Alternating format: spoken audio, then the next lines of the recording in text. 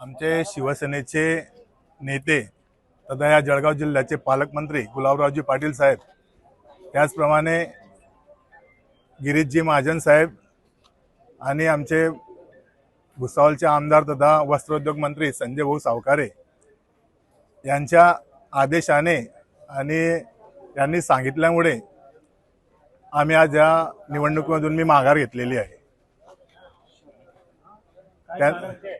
त्यांनी येणाऱ्या काळामध्ये भुसावळ शहरात आमचे जे शिंदे सेनेचे जे नगरसेवक असतील किंवा आमचे कार्यकर्ते असतील त्यांचे कामं करण्याचं आश्वासन त्यांनी आम्हाला दिलेलं आहे।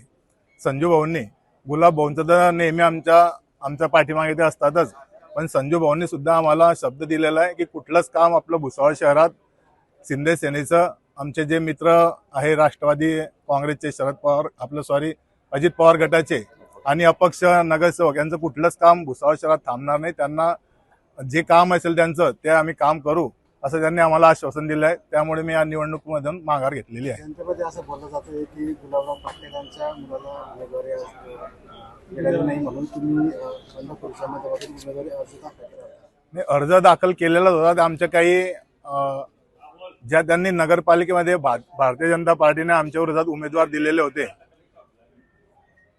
त्यासाठी आम्ही उमेदवारी दाखल केलेली होती, पण आमचं जे संजू भाऊंनी आमच्याशी चर्चा करून आमच्या शंकेचं निरासन केलेलं आहे आणि येणाऱ्या काळामध्ये आमचे कुठलेच कामं थांबणार नाही असं आश्वासन आम्हाला दिलेलं आहे। दीपक काशीनाथ धांडे।